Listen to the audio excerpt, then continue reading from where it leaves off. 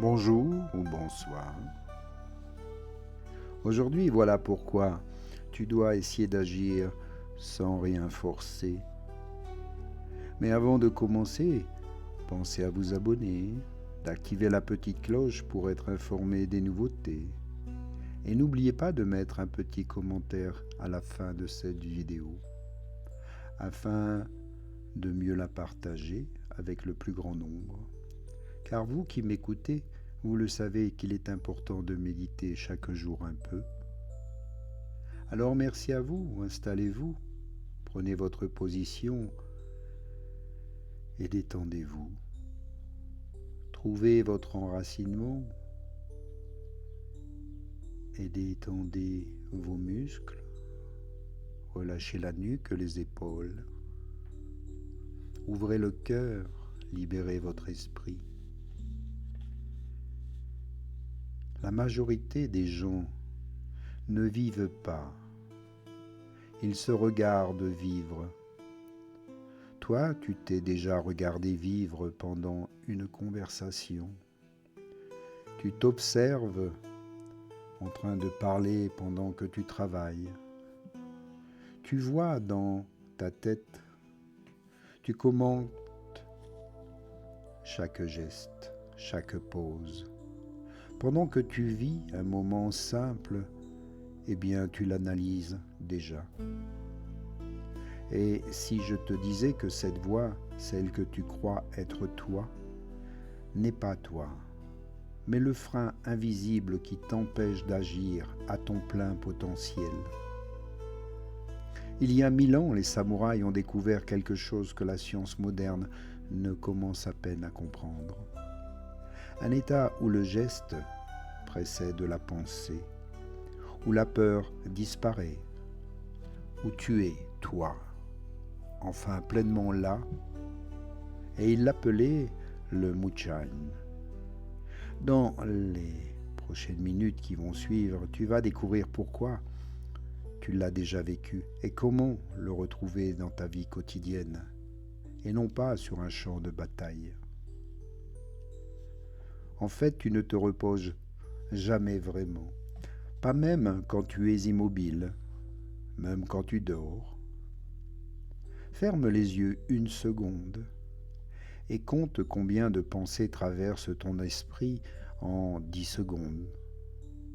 10, peut-être 20.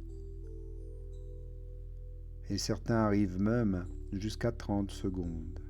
Ils commentent, ils comparent, ils anticipent, ils rejouent des scènes passées, ils inventent des problèmes futurs qui n'arriveront jamais. Et le plus dangereux dans tout ça, tu crois que cette voix, c'est toi. Mais sache que ce n'est pas toi, c'est le bruit. Et ce bruit te coûte quelque chose d'énorme. Ta présence. Tu es là, mais tu n'es pas vraiment là. Car tu es divisé, une partie agit et l'autre juge. Et cette fracture invisible te fatigue plus que n'importe quel effort physique. Dans le zen japonais, il existe un mot pour désigner un état radicalement différent. Munchain. Mu, c'est le vide. Chain, l'esprit, le cœur. Mais attention, Munchain ne veut pas dire cerveau éteint. Ce n'est pas l'absence de conscience, c'est l'absence de friction intérieure. C'est quand l'action se produit sans que le non s'interpose. Quand le geste et celui qui te fait ne sont plus séparés. Quand l'observateur intérieur disparaît, alors il n'y a plus de juge, il n'y a que l'acte. Imagine un duel de sabre. Il n'y a pas de seconde chance.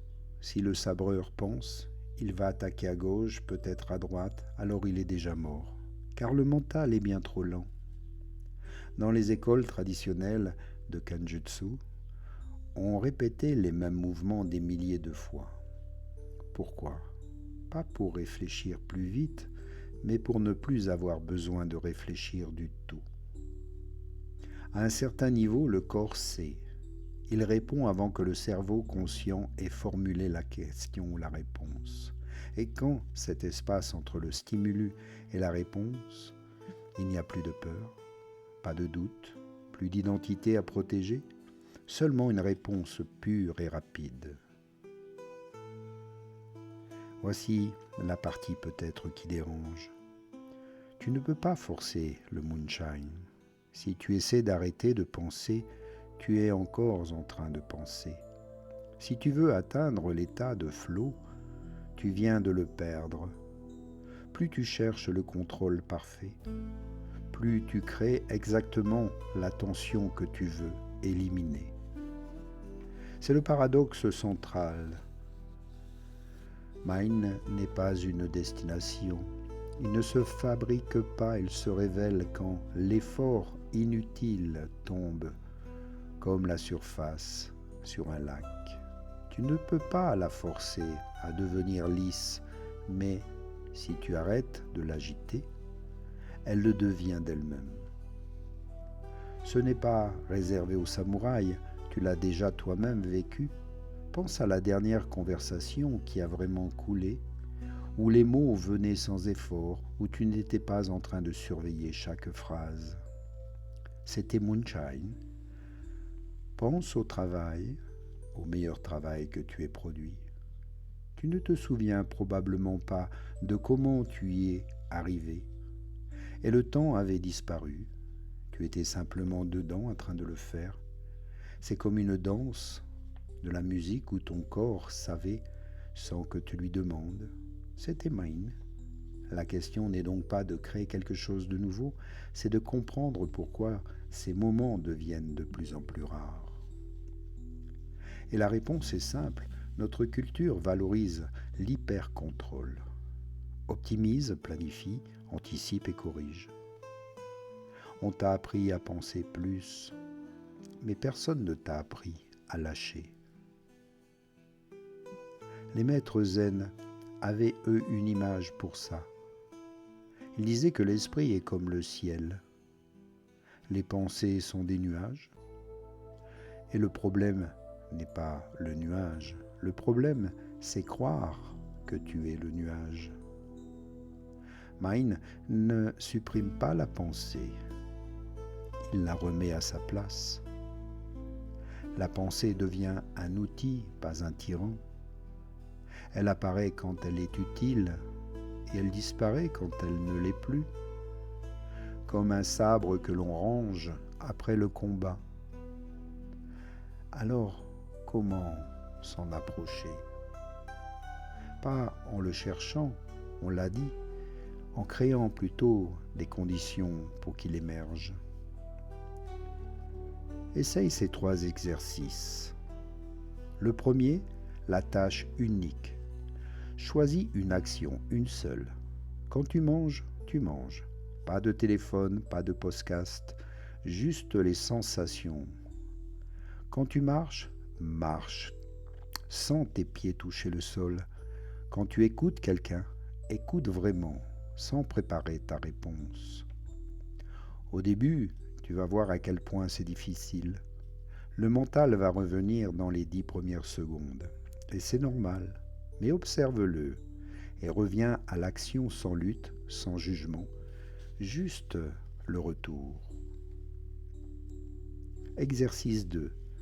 La répétition jusqu'à l'oubli. Prends n'importe quelle compétence que tu veux maîtriser. Répète le geste fondamental, non pas pour progresser, mais pour l'oublier. Le sabreur ne répète pas pour s'en souvenir, il répète pour que le corps intègre et que le mental n'ait plus besoin d'intervenir. Puis l'exercice 3. L'observateur, savoir observer sans jugement. La prochaine fois que ton mental s'emballe, ne le combats pas. Ne suis pas non plus tout ce qu'il raconte. Simplement observe. Il y a peut-être une pensée, il y a de l'anxiété, il y a du doute. Et n'essaie pas de t'identifier en disant simplement « je suis anxieux », mais simplement qu'il y a là de l'anxiété. Cette distinction semble minuscule, mais en réalité elle est immense. Tu passes de l'intérieur du nuage à l'observateur du ciel. Revenons au sabreur. Ce qui le rend redoutable, ce n'est pas sa force, c'est son absence totale d'hésitation. Il n'est pas fragmenté. Le bras, la lame et l'intention ne font qu'un. Ton combat à toi n'est peut-être pas sur un champ de bataille, mais tu connais ce bruit, cette voix qui commente le doute, qui est dans ton esprit, l'hésitation, ce moi qui est divisé, qui t'épuise, plus que le travail lui-même. Alors ton sabre, c'est simplement ta capacité à être présent, sans division, sans spectateur intérieur.